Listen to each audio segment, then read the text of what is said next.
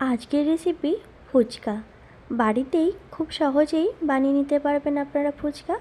সেই ভিডিওটি আপনাদের সাথে আজকে শেয়ার করছি, চলুন দেখে নিন। সবার প্রথমে একটা মিক্সচার জারে দিয়ে দিচ্ছি 1 বাটি সুজি, মিক্সচারে ব্লেন্ড করে নেব। এরপর একটা পাত্রের মধ্যে নিয়ে নিচ্ছি, নেওয়ার পর দিয়ে দিচ্ছি ঘি দেওয়ার কারণে ফুচকাটা মুচমুচে হবে। আপনারা চাইলে ঘিয়ের পরিবর্তে সাদা তেলও ব্যবহার করতে পারেন। এখন হাত দিয়ে খুব ভালো করে ঘি আর সুজি মিশিয়ে নিতে হবে। খুব ভালো করে মিশিয়ে নেওয়ার পর এখন জল দিয়ে প্রথমে সুজি নরম করে মেখে নেব।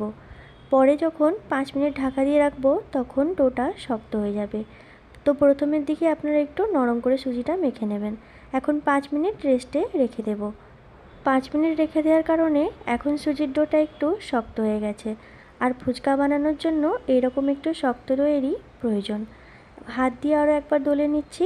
এরপর এর থেকে আমি দুটো লেচি কেটে নেব। 2 ভাগে ভাগ করে নিয়েছি। এখন একটা লেচি নিয়েছি, পাতলা করে বেলে নিচ্ছি। পাতলা করে বেলে নেওয়ার পর একটা ঢাকনা, যে কোনো ধরনের ঢাকনা দিয়ে কেটে নেবেন। আপনারা আপনাদের পছন্দ মতো সাইজে ছোট বড় কেটে নেবেন।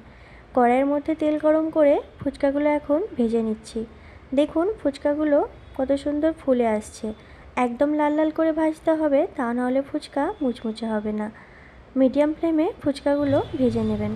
দেখুন কতটা মুচমুচে তৈরি হয়েছে, আপনারা দেখে বুঝতে পারছেন। অপরদিকে আমি একটা বাটির মধ্যে নিয়েছি গোটা জিরে, গোটা ধনে, শুকনো লঙ্কা ভেজে গুঁড়ো করে নেব। একটা পাত্রের মধ্যে নিয়েছি দুটো বড় সাইজের সেদ্ধ করা আলু, হাত দিয়ে আমি একটু ভেঙে নিয়েছি। দিয়ে দিলাম সেদ্ধ করা ছোলা, ভাজা মশলা, দিয়ে দিলাম লবণ, বিট লবণ দিয়ে দিচ্ছি সামান্য,